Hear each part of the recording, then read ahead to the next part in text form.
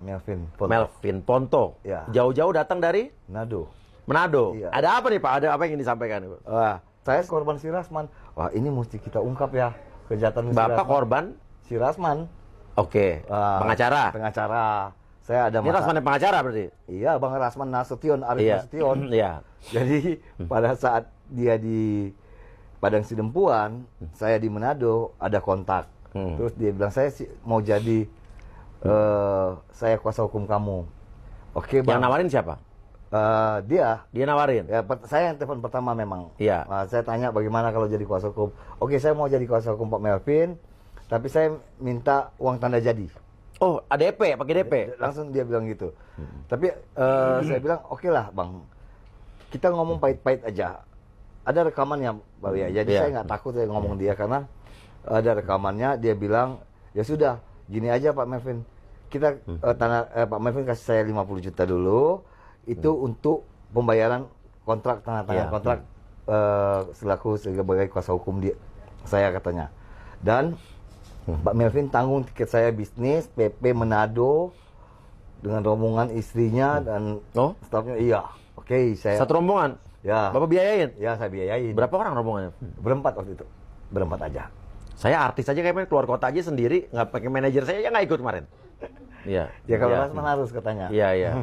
Jadi oke, bisnis kelas. Tapi dia saya bilang kalau bisnis kelas suami istri aja lah saya bilang ya kan. Iya. Nah, oke, jadi suami istri. Iya. DP di Manado, di hotel saya tanggung semua, ke Bunaken. Tapi itulah ya. Bunaken ngapain, Dok?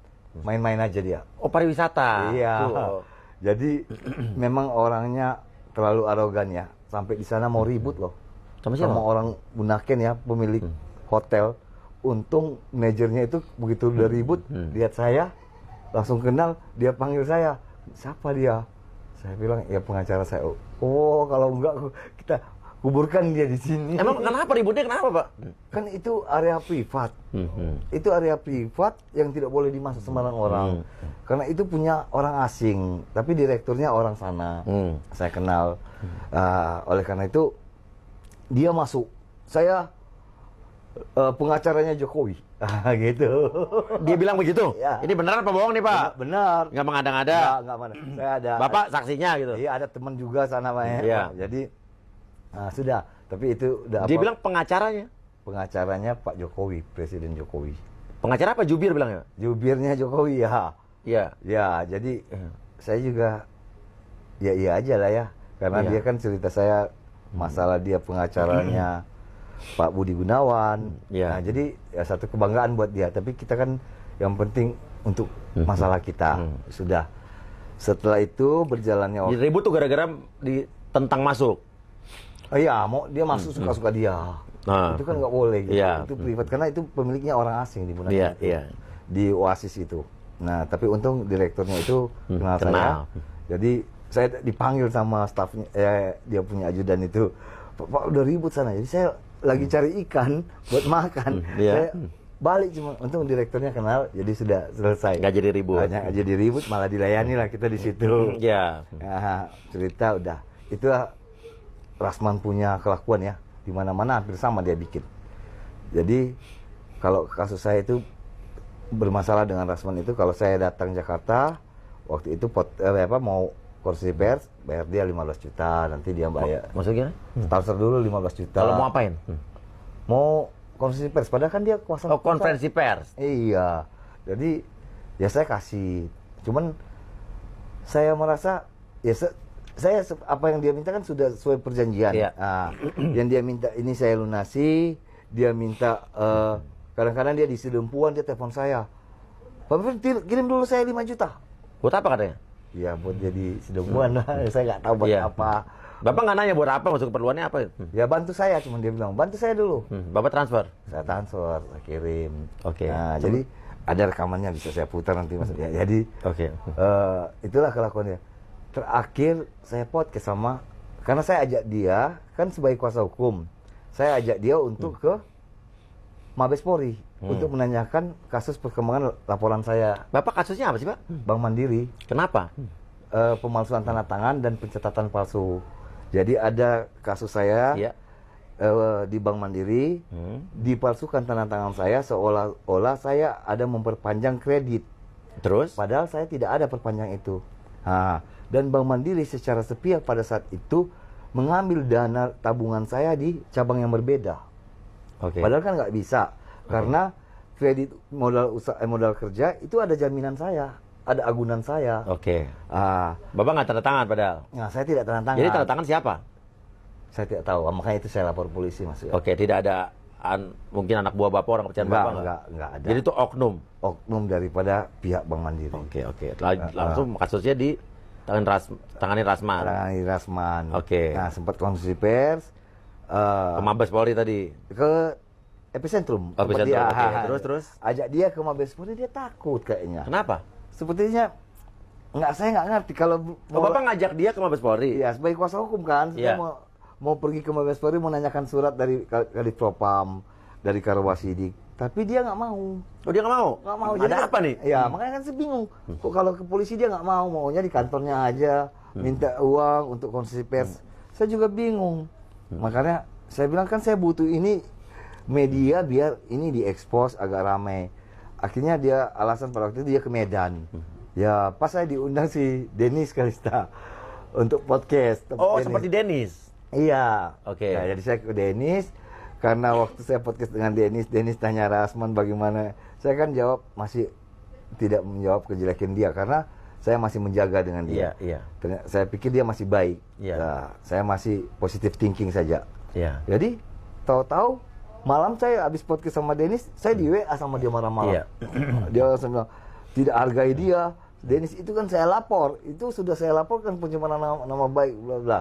Saya bilang kan tidak ada urusan dengan saya, Denis. Denis kawan saya kenal, ya sudah. Iya, dan Dennis pada saat itu mau membantu kasus Bapak. Iya, bukan untuk Menjelekan. Rasman. Saya bilang. Walaupun Denis ada menanya ngomong-ngomong Rasman, Iya. tapi kan saya tidak menjelekin dia. Itulah menjadi dalil alasan dia marah saya. Terus sempat kami dua ancam-ancaman lah di sini, dia ancam mau lapor polisi lah. Siapa yang mau dilaporin? Saya Gara-gara podcast si Dennis. Iya, mau fitnah dia katanya. Jadi saya bilang, Emang Bapak ngomong apa di Dennis tentang dia? nggak ada saya ngomong apa-apa padahal. Iya. Cuma dia mau cari alasan lah, mau lepas dari tanggung jawab dia. Oh, gitu. Karena dia kan udah terima duit dari saya, udah lunas, udah apa semua. Hanya kalau kalau menang ini kasus ini saya dengan Mandiri bayar kerugian saya itu, ada perjanjian komitmen fee-nya 30% dari semua total. Oh, jadi 30% dari berapa totalnya? Kalau saya pengembalian dari Berapa Mandiri. pengembaliannya harusnya? Ya mungkin belum tahu ini berapa M pengembalian ganti rugi dari Dia dapat 30%. 30%. Oke. Itu apanya?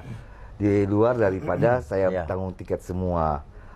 Tapi gara-gara dengan Dennis itu, dan kalau berurusan dengan polisi ternyata dia takut. Kenapa? Nah, aneh dong pengacara takut. Masa nggak percaya saya? Iya. Nggak mungkin ah. Tidak pernah dia mau ini saya Bapak ajak ke Mabes Polri nggak mau ikut. nggak mau dia. Aneh nih, kenapa? Ya, makanya Kenapa Bang? Coba nih. Iya. Itulah Nggak dia. mungkin, dia kan pengacara hebat Bang. Makanya Iya. sampai di sini ya, Mas, ya lihat ya. Dia saya bilang dia, ya udah nanti kita buktikan. Saya diundang untuk hadir di persidangan Abang dengan saya bilang dia udah berantem ini kan. Saya bohong dia. Saya diundang untuk hadir di persidangan Abang dengan Dr. Richard. Mudah-mudahan dengan bukti yang ada bisa mengalahkan Abang nanti di sidang. Abang bilang gitu, Iya, masih bilang gitu. saya bilang gitu. Jadi semua berdasarkan bukti yang ada, bukan fitnah, Bang. Dijawab apa? Nah, dijawab dia apa ini? Silakan, tapi kalau fitnah saya laporkan. Saya tidak pernah ada kata takut. Iya, Bang. Saya balas lagi. Iya, Bang. Ada semua buktinya dan rekaman Abang. Minta uang kok masa fitnah?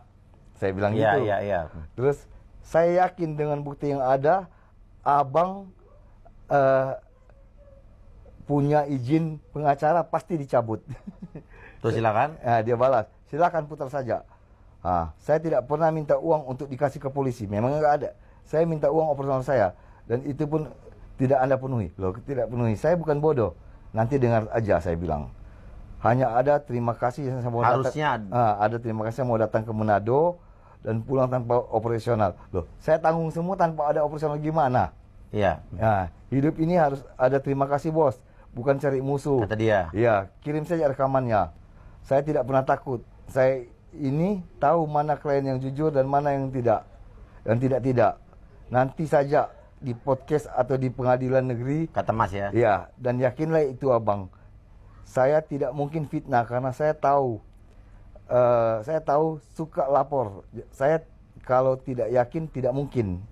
Nah, jadi dia bilang silakan. Jangan di PN, di Polres atau di Polda saja. Oh, kan saya mau lapor jadi mau ikut ke PN untuk apa? Terus dia kirim ini yang surat pemberitahuan ke Gubernur Sumatera. Iya, ini klien saya menangkan loh, dia bilang. Bupati bos, masa Anda suruh-suruh saja dampingi tanpa operasional? Emangnya kantor hukum saya abal-abal? Nanti saya buktikan, saya jamin 100% kok. Masa tidak ada operasional saya bayar kan? Silakan, ngapain di WA saya? Maaf, saya tidak melayani Anda. Oke. Kata dia. Ya, oke. Nggak lagi, saya bilang. Tahu-tahu dia WA saya lagi. Saran saya, cari pengacara lain yang bisa bantu Anda mengurus kerugian Anda di Bank Mandiri. Itu bukan konflik dengan saya. Nah kan dia Makanya. Abang kan bayar dia buat ngurusin itu kan? Ngurusin itu. Masnya kan? Iya, makanya kan kelihatan ini. Iya. Terus saya bilang, tenang aja bang. Saya berikan sesuai permintaan abang. Dari awal saya pegang rekaman abang. Karena saya tahu abang pintar berkelit. Silakan. Saya mau, terus dia udah agak apa ini? Saya mau tanya Anda Ponto. Anda cari ribut sama saya, untungnya apa? Kata dia. Kata dia. Buat apa Anda cari ribut dengan saya? Buat apa Anda cari ribut? Karena saya punya bukti juga tentang Anda merekam orang-orang Polda. Makanya banyak yang marah dan tersinggung. Kata dia. Kata dia itu. Buktinya kan tidak. Nah, jadi saya balas. Anda terlalu banyak. Abang terlalu banyak terlantarkan klien. Dan saya bisa buktikan itu. Abang punya rekaman sudah yakin 100% abang akan dipecat jadi lawyer. Sudah nggak mungkin lagi ketolong kalau nanti saya buka di podcast. 1.000.000% abang kalah di sidang nanti lawan Dr. Richard. Dan sudah keluar hasilnya ya? Iya, ini sebelum Dr. Richard keluar hasil. Hehe, saya sudah kau fokus aja ke kasusmu. Kata dia ya? Iya. Tenang aja bang, pastilah saya fokus. Nah, saya kirim berita. Nggak cari ribut, justru kau nanti yang masuk penjara saya buat menyusul Dennis. Oh dibilang gitu, dibawa Dennis. Saya bilang, nggak salah bang. Saya balas, dia bilang, nggak salah bang. Nggak, oke lah. Saya bilang, oke lah, kita lihat saja nanti. Kita lihat saja nanti bang. Ya. Baru, ya karena tahu sifat abang sebenarnya. 5 juta kau kirim dulu hari ini. Dia kalau minta duit gini. Halo, ya. 5 juta kau kirim dulu hari ini, saya bilang. Nah, ini kan dia minta rekaman, kau kirim aja dulu rekamannya. Mas kirim ke dia. Kan dia kan pernah dia bilang mana itu rekaman kan? Saya contoh salah satu saya kirim ini. Biar dia tahu betul ada. Baru dia apa? Tahu dia blokir habis itu bang. Dia blokir. Iya. Jadi kan kenapa mesti blokir kalau dia benar dia lapor aja saya. Iya. Kenapa saya udah abang pencemaran nama baik, fitnah gitu kan? Iya, nggak usah dia apa. Dia kan punya link katanya dia apanya Pak BG, dia kuasai polisi, semua dia bisa atur. Ya kan? Bilang gitu deh? Iya. Jadi saya bilang saya nggak takut, saya punya bukti kok. Kenapa saya mau takut? Tapi dia yang blokir, berarti dia takut ya? Tidak gentle juga dia. Iya. Sekarang Mas Ponto ini datang ke sini nggak takut juga nanti dianggap pencemaran nama baik? Enggak, kenapa? Buktinya kan ada. Apa yang saya bicarakan kan sesuai fakta. Iya. Kalau tidak ada bukti di saya rekaman segala macam, banyak rekamannya dia. Banyak. Banyak. Nah, Mas, intinya adalah harapan abang apa ke dia nih, Abang Mas Ponto? Ya, saya berharap dengan adanya laporan yang dia susahkan ya, kayak ada Bu Evi, klien yang lain ya, saya dengan bantuan Mas Uya podcastnya biar menolong masyarakat jangan lagi ketipu sama Rasman ini. Dan Rasman ini harus menerima hukuman lah, jangan udah terlalu banyak masyarakat kita ditipu dia. Ini kan sudah jadi pembicaraan di publik di mana-mana. Iya. Ya, kita harus hentikan kelakuan jahat ini. Iya. Ya, kadang-kadang ya seperti kita dengar dia punya kasus kayak gini kan menyedihkan ya. Kadang-kadang orang udah susah malah disusahin sama dia. Ya, itulah harapan saya Mas Uya. Oke.